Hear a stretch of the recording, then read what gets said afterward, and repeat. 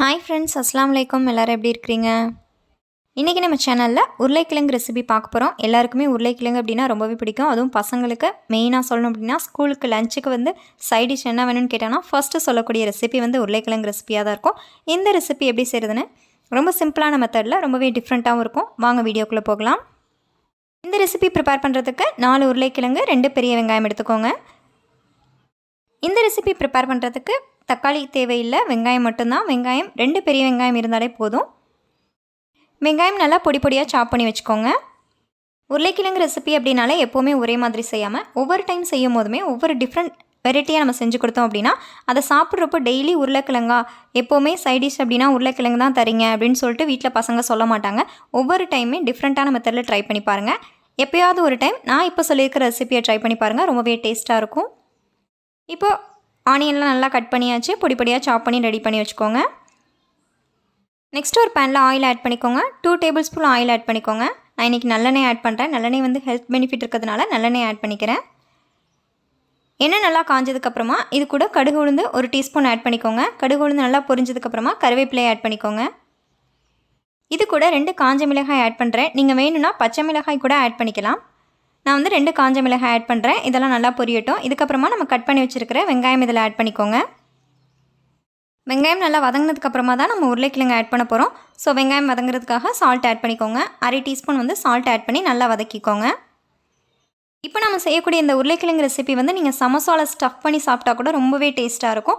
இது சாதத்துக்கு சைடிஷாக மட்டும் இல்லாமல் இதே ரெசிபியை அப்படியே சமோசாலையும் ட்ரை பண்ணி பாருங்கள். ரொம்பவே டேஸ்ட் டிஃப்ரெண்ட்டாக இருக்கும். இப்போ இதுக்கிடையில் ஒரு அப்ளிகேஷன் பற்றி பார்த்துடலாம். இந்த வீடியோ நமக்கு ஸ்பான்சர் பண்ணுறவங்க பை மோட் அப்படின்ற ஷாப்பிங் ஆப். இந்த ஷாப்பிங் ஆப்பில் நிறையவே groceries items and daily needs வந்து ரொம்பவே அஃபோர்டபுள் ப்ரைஸில் இருக்குது. நீங்கள் ஆன்லைன் பர்ச்சேஸ் யூஸ் பண்ணுறவங்களா இருந்தீங்க அப்படின்னா இந்த ஷாப்பிங் ஆப் வந்து ப்ளே ஸ்டோரில் போய் டவுன்லோட் பண்ணிக்கோங்க. அப்படி இல்லைனா டிஸ்கிரிப்ஷனில் லிங்க் இருக்குது, அதில் கோத்ரூ பண்ணி அப்ளிகேஷனில் போய்ட்டு உங்களுக்கு ப்ராடக்ட்ஸ் யூஸ்ஃபுல்லாக இருந்ததுன்னா பர்ச்சேஸ் பண்ணிக்கோங்க.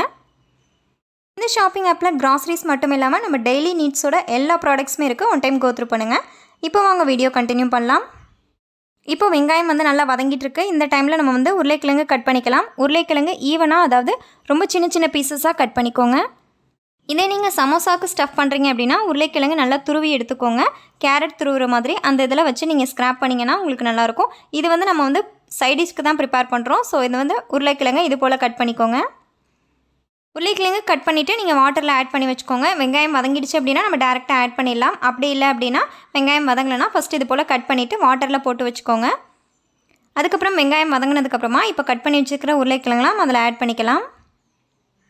உருளைக்கிழங்கு வெங்காயம் வந்து நல்லா மிக்ஸ் ஆகணும். அதுக்கப்புறமா தான் நம்ம இது கூட மசாலாஸ் ஐட்டம்ஸ்லாம் ஆட் பண்ண போகிறோம்.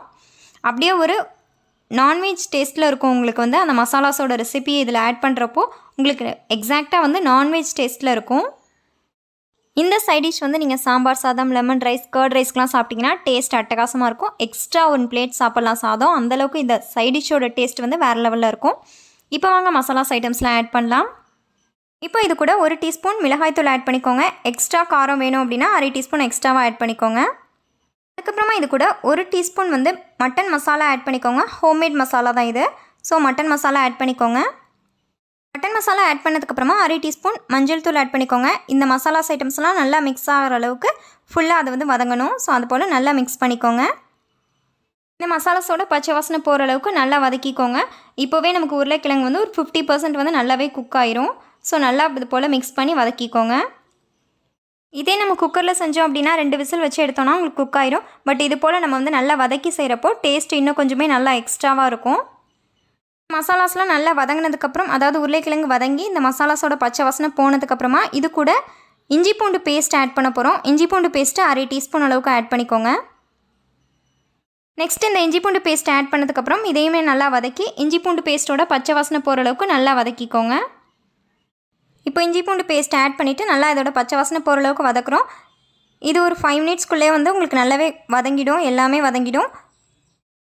அந்த பேஸ்ட்டோட பச்சை வாசனை போயிட்டு அந்த மசாலாஸோட பச்சை வாசனைலாம் போயிடுச்சு. இந்த டைமில் நீங்கள் வந்து வாட்டர் ஆட் பண்ணிக்கலாம். உங்களுக்கு வந்து அடி பிடிக்கிற மாதிரி இருக்கும். ஸோ வந்து ஒரு 1/4 கிளாஸ் அளவுக்கு வாட்டர் ஆட் பண்ணிக்கோங்க. இந்த ரெசிபி நீங்கள் அப்படியே ஃபுல்லாக குக் ஆனதுக்கப்புறமா ஒரு மேஷர் வச்சு மசிச்சுட்டு கடலை மாவு சேர்த்து நீங்கள் வந்து போண்டாவாக கூட செய்யலாம். அதுவுமே ரொம்ப டிஃப்ரெண்ட்டாக இருக்கும், நல்லாயிருக்கும் உங்களுக்கு டேஸ்ட்டு.